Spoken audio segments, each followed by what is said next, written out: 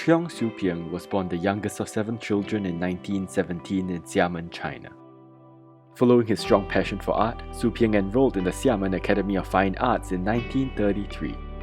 The academy, co-founded by Lim Hak Tai, was the first arts institution in Xiamen and offered courses in Western art, Chinese art, graphic art, and sculpture, among others.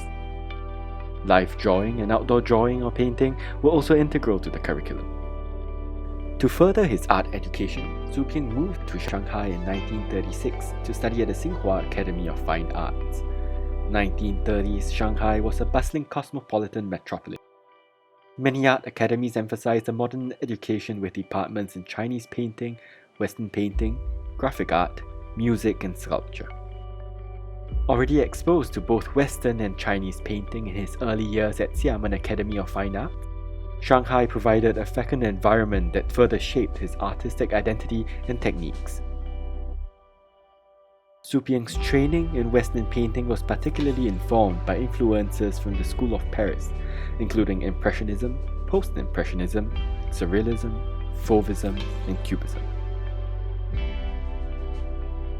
His immersion in Shanghai, however, came to an abrupt end in 1938 when the academy was destroyed during the Second Sino-Japanese War, forcing his return to Xiamen.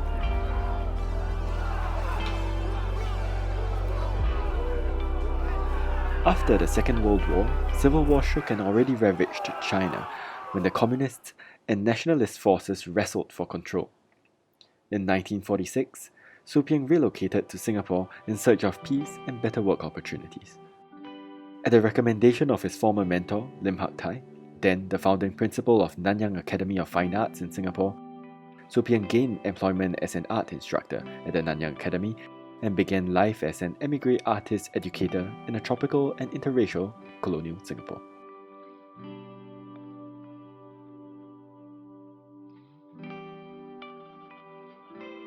Though his teaching schedule occupied many hours a week, Soo Pieng continued to work diligently, painting en plein air and in his studio.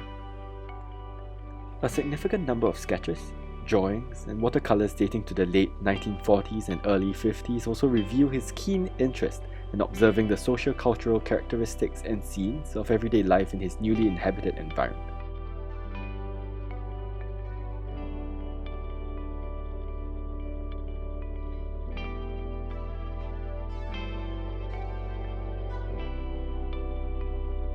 These images were sometimes worked into larger compositions in oil or ink, and some continued to serve as references for bigger canvas works that he went on to produce decades later.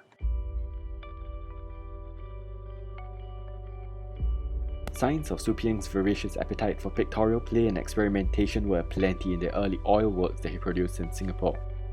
He conscientiously explored different themes and subject matters, ranging from portraits to landscapes and figurative to abstract form. If his sketches, drawings, and watercolors were mostly swift and spontaneous in execution, his oil paintings were just the opposite. They were mostly laborious and sustained in his exploration of Western pictorial techniques. Many of his oils are unmistakably Malayan in themes and subject matters, but exhibit formal influences traceable to Western modern art style, such as Surrealism, Fauvism, Expressionism, and Cubism.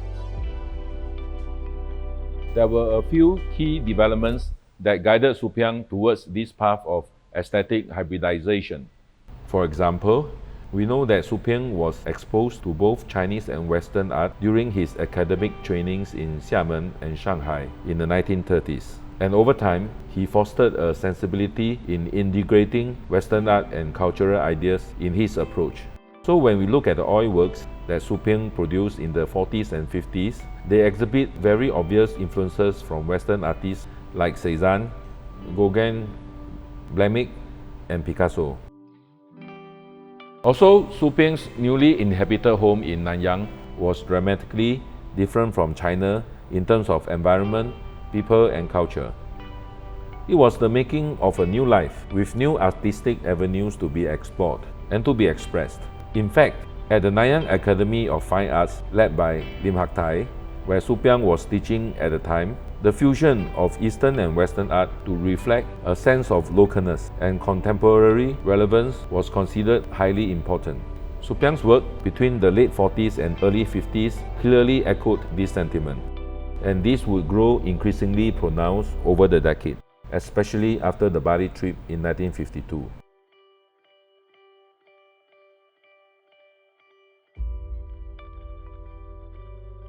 The year 1952 was a watershed in the early development of Singapore art. It also marked the beginning of Soo Pieng's rise as a trailblazing figure in the Malayan art scene. That year, he travelled to Indonesia with 3 other artist-educator friends, Liu Kang, Cheong Soo, and Chen Wen-si. The group was first of the local artists to explore Bali as a painting destination. They were received by Belgian painter Adrien Jean Lemaire and his wife, Mee Pollock, and they spent an enchanting month on the island. The rich decorative traditions and tropical characteristics of Bali imbued them with fresh inspirations and stylistic concepts. Soo Pieng was known to have created more than 300 sketches during this trip, and the oil and ink paintings that he produced upon returning to Singapore reflected new, unique motifs, techniques, and colours. A group exhibition in 1953, titled 4 Artists in Bali, where Soo Pieng showed a new series of Bali-inspired works with Cheong Soo, Chen Wen-si, and Liu Kang, won high praise and critical success.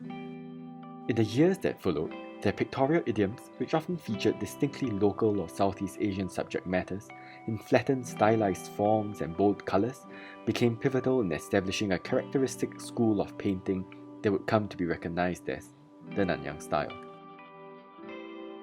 Soo Pieng's pioneering effort in Nanyang style was rapidly built on with great momentum and fervour.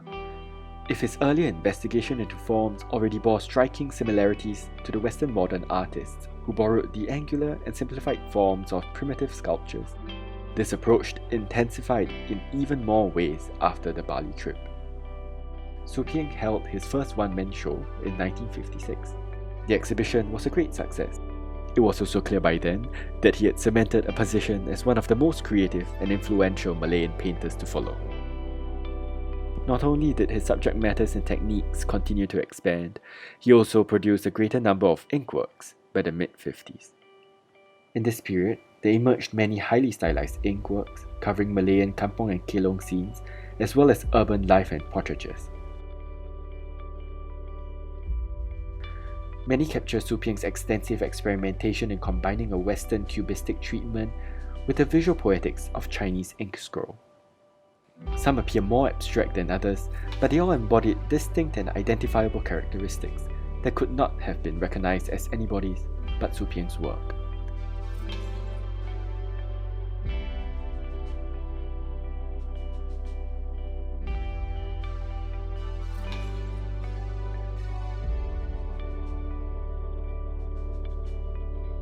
In 1959, Soo Pieng travelled to Borneo, Sarawak, where he spent weeks in close interaction with some native Dayak tribes and created a significant volume of sketches and drawings amid their long houses in the jungle.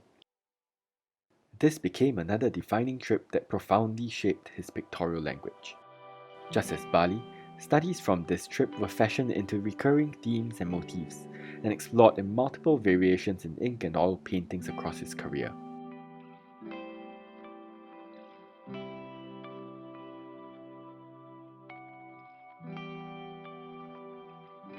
Throughout the 50s, Soo Pieng's startling creativity and unique synthesis of East-West pictorial styles marked him as a forerunner in the Singapore art scene. His production was prolific and his work commercially successful. Among the influential patrons that supported him was the famous movie mogul and owner of Cathay organization, Lok Wan Tho. Apart from acquiring Soo Pieng's works and recommending him for commissioned projects, Lok Wan Tho frequently purchased the artist's ink paintings as gifts for his Caucasian friends and introduced business associates to collect his work. Having gained a comfortable degree of financial stability over the years through teaching and selling his works, Soo Pieng quit his teaching post at the Nanyang Academy in 1961 to become a full-time artist. In October that same year, with the financial support of Lok Wan Tho, Soo Pieng embarked on a trip to Europe for the first time.